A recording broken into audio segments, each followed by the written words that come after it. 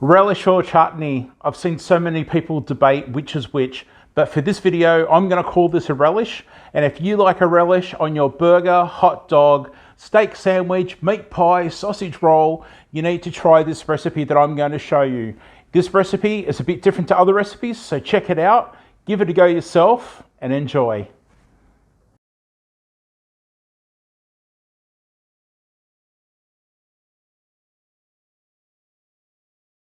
G'day everybody and welcome to my Aussie gardening kitchen.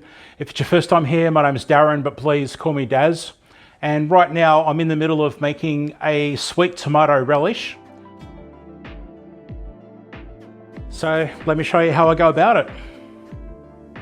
Okay, so here we go with the ingredients. This is tomatoes from a tin can here. Now the reason I'm using tomatoes from a tin is because I need to get these out of the pantry and rotate my stock in there. These ones have been in there for quite a while and I need to get rid of them.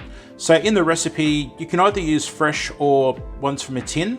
I personally use fresh when I make my recipe, but I have made it with tin tomatoes like this before and it's perfectly fine. Now over here, we've got cornstarch or corn flour as we say here, and that's just mixed with some apple cider vinegar. We've got our apple cider vinegar and then brown sugar on a plate next to that.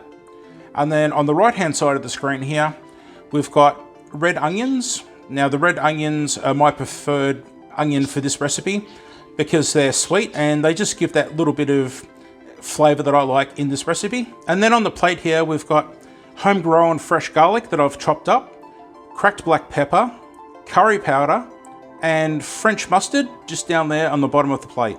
Okay, so we're just going to get the lid onto this awesome chopping machine that we have here. Pop the lid on, click it in place, and then just pull the drawstring. And you should be able to see there that it does a good job of chopping the onions. Saves me a lot of tears, and it also saves me a lot of time. Just going to give it a shake. All right, that'll be heaps. We don't want it too fine because I really want to be able to have bits of onion floating around in this. And I'll just get that lid cleaned. And that's what the blade looks like in case you're wondering. You just pull the string on top and it spins and does its job. Really good stuff. And there we go, that's what they look like once they're chopped in the machine. It's pretty good stuff. Now if you thought this is really cool, I'll pop a link down in the description below to Amazon because I'm actually about to upgrade and I'll show you the ones that I'm looking at getting for myself.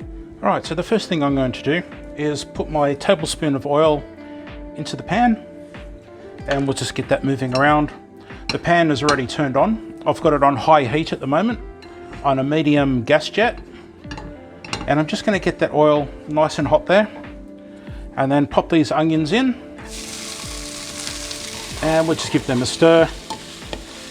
Get that oil mixed around in there and I'm just going to get these in here just to sweat them down a little bit. So what I'm doing here is I'm just softening up the red onions and I'm also just trying to draw a bit of flavor out of them by just doing them in the pan like this. All right, so I'm pretty happy with that.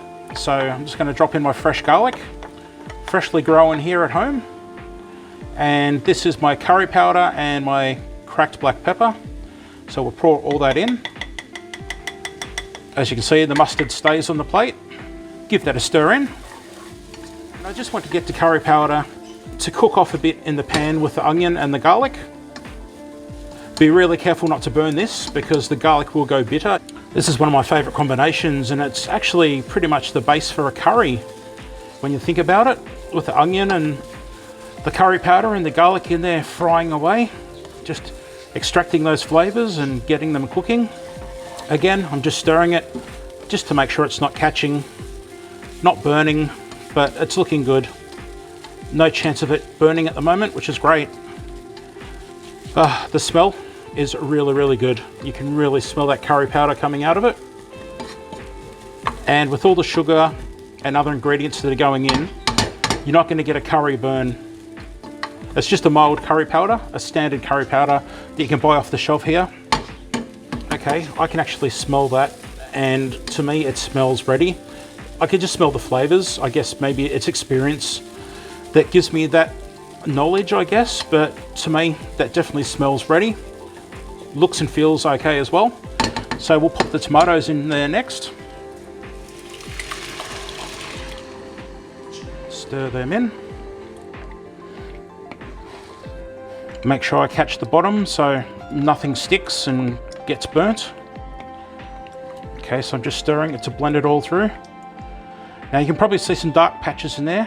That's the red onion. So if you don't like that sort of look to it, by all means use a brown onion. It'll be a lot clearer when it cooks out. But for me, the red onion, they're a sweeter onion, as I said earlier, and I prefer it, and I don't mind the look of those little specks through there with the final product. I'm just going to get the mustard and put that mustard in. I'm actually leaving the sugar until the mix is warmer and boils down a bit. And here's the apple cider vinegar. Give that all a gentle stir in together. Blend it all in nicely. There's a little bit of mustard in there, a few little lumps of it, but that stuff will break down. As soon as it gets warm, it'll just blend into everything very nicely. Okay, the flavors are really smelling really nice. The flavors are smelling nice. The ingredients are smelling nice. And it'll be a lot sweeter with the sugar, no pun intended. Well, maybe. Alright, so now that it's had a good stir and it's come to a nice little simmer, I've just turned it down to about 1/4 heat here, but your heat will depend on your gas jet or electric element, whatever you're using. I'm just going to put the lid on it, and now I'm going to let that simmer gently for a good 15 minutes or so, and I'll check it every few minutes just to make sure it's not catching, and I will more than likely stir it and just scrape the bottom to make sure nothing catches.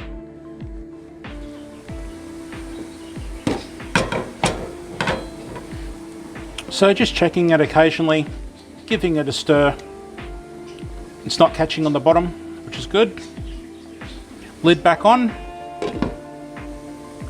And we'll just continue this until it's cooked. I'm keeping the lid on mine during the whole time. 1, to stop it from splattering everywhere, but 2, to try to retain more moisture than if I had the lid off. I don't want this to completely evaporate down into a thick paste, because I am going to add corn flour, or corn starch as other people say. So I want a bit of liquid still in there for when I add the corn flour, to stir it in, and it'll be nice and thick and really chunky. Okay, it's been about 10 minutes. So I'm now going to add the sugar. Just give it a stir first to make sure it doesn't stick on the bottom. Very nice. Get all that sugar in there. It does seem like a lot of sugar, and it is. Don't get me wrong. But with the other ingredients in there, you really need the brown sugar to balance it out. If you'd like to, you can use white sugar and you can use brown onions. I'm using the red onions because they're sweeter, and I'm using the brown sugar because it's also not just the flavor, but it's also going to just make things a little bit darker in the color. So we're just stirring that in to break up the sugar. I can feel it still on the bottom. It feels very grainy at the moment. And as I speak, it's actually getting quite smooth.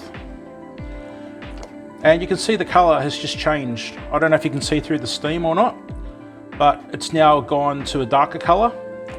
All right, so I'm pretty satisfied that that sugar has pretty much dissolved.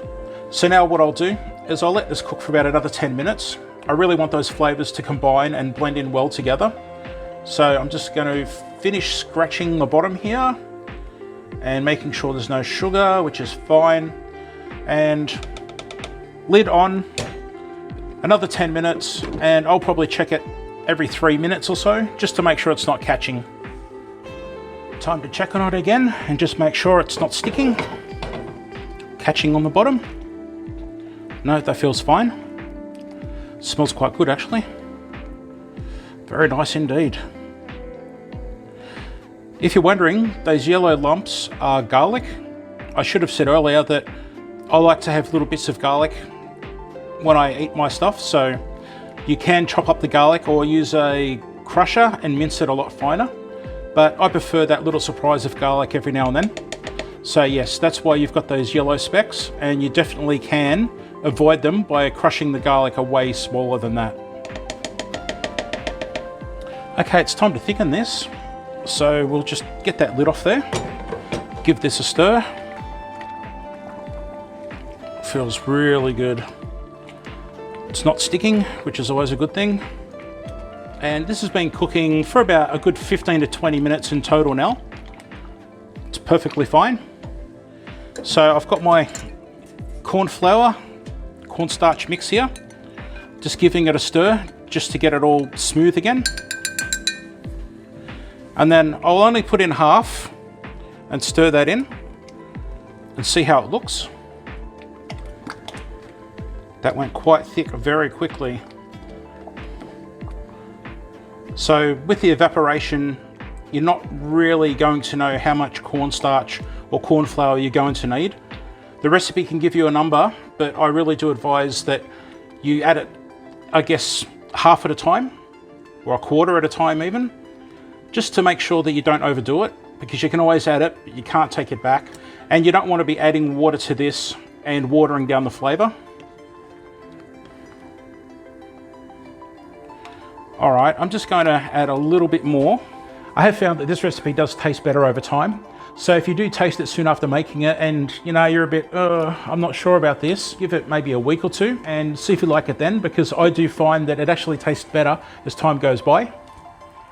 Okay, so what I'll do now is I'm just going to put the lid back on and just let that cornstarch, corn flour, cook out just for a minute.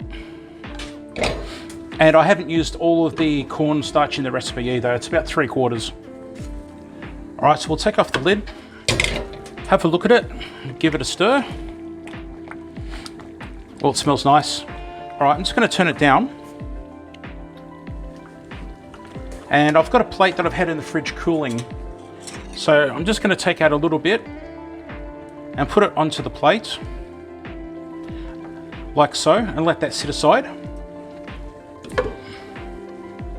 In fact, I'm going to turn that off now. Okay, so that's sitting on the plate there. And you can see it's not running off very fast at all. The plate's now warmed up again with the heat. And you can see it's not separating, it's not going watery. So I'm pretty happy with that consistency. It looks pretty good actually. Now I need to taste test it and see if it's okay. Just have a spoon here. I would use my finger, but people are watching. Okay, so the verdict on that is Daz approves. All right, so the next step is to hot pack these. I've got my ladle. Oh, that smells good. Okay, I should use my canning grabber tool here. And I've got jars already in the water, sterilizing and being nice and hot and all good to go. Putting it onto a tea towel so there's no temperature shock between the cold bench and the hot jar. And then we'll just put my funnel on here so I don't make a mess. And let's get this in here. I've already dripped some on the tea towel, so much for not making a mess, but at least it's on the tea towel. So I'm just looking, I want to leave a little bit of headroom. I think that'll be fine. Put that aside, grab my little magnetic grabber tool, take a lid from the water, like so, and put the lid on, like that. Funnel and pour. Okay, what I forgot to do was sterilize the top of my jar, so I'm just taking off this lid, popping it back into the water. That's boiling hot water back there, and I've got a paper towel here with vinegar. I'm just going to go around the lid like so, and on this one as well. Okay, now I'll grab a couple of the sterilized lids. There's one there, there's another one there. We'll pop these lids on.